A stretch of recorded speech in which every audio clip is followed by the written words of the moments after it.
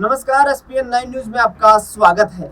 लोकसभा चुनाव के नतीजे आने में चंद घंटों का वक्त बाकी है, लेकिन हरियाणा में 3 ऐसी सीटें हैं जहां पर भारतीय जनता पार्टी को करारा झटका लग सकता है। रोहतक में दीपेंद्र हुड्डा की जीत की प्रबल संभावनाएं नजर आ रही हैं।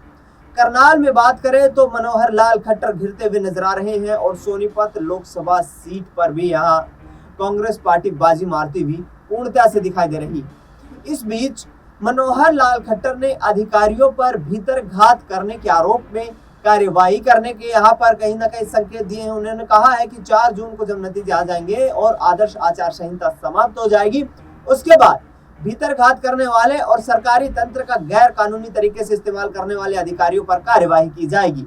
इसके साथ साथ अनिल विज, जो कि नायब सिंह सैनी को मुख्यमंत्री बनाने से कहीं ना कहीं खफा नजर आए थे, नाराज नजर आए थे, वो भी यहाँ पर मनोहर लाल खट्टर की सुर में सुर मिलाते हुए नजर आ रहे हैं। उन्होंने कहा है कि हरियाणा में जो भीतर घात किया गया है उसकी जांच होनी चाहिए और भारतीय जनता पार्टी संगठन यहाँ पूर्णतः से जीत हासिल करने वाला है। अनिल विज को सुनिए क्या कुछ कहते नजर आ रहे हैं। देखिए ऐसा है, ये ठीक है कि आज हमारे मुख्यमंत्री मनोहर लाल जी ने ये कहा भीतर घात किया है, हमारा साथ नहीं दिया, और वो कह रहे हैं तो यकीनी तौर से बात होगी।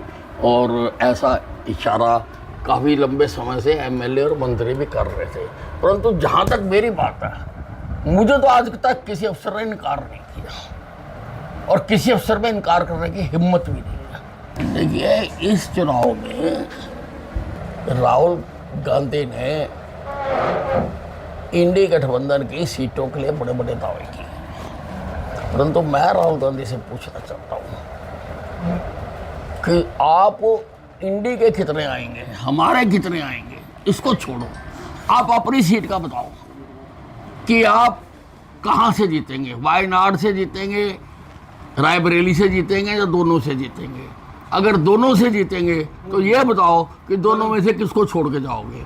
और मुझे पता कि क्या होगा, ये दोनों से हारेंगे और ये हिंदुस्तान छोड़ के जाएंगे। देखा, हरियाणा में 10 में से 11 जीतेंगे, 10 लोकसभा की, और एक जहां पर नायब सैनी जी विधायक का चुनाव लड़ रहे हैं करनाल से, हम वो भी जीते। तो सुना आपने अनिल विज को, जो साफ तौर पर ये कहते नजर आ रहे हैं कि जिस तरीके का सियासी समीकरण इस वक्त बनता हुआ देश में नजर आ रहा है, उस आधार पर भारतीय जनता पार्टी जबरदस्त प्रचंड बहुमत के साथ केंद्र की सत्ता में काबिज होने वाली है। और ऐसे में किसी भी अफसर ने यदि गैर कानूनी तरीके से कोई काम किया होगा तो उस पर एक्शन लिया जाएगा। अनिल विज ने कहा कि मेरे कार्यकाल के दौरान किसी अफसर की हिम्मत नहीं हुई कि गैर कानूनी तरीके से किसी काम को अंजाम दिया जाए, और यदि इस सरकार में भी ऐसा कोई अफसर दिखाई देता है तो उसको हम उचित कार्रवाई करके दंड देने का काम करेंगे।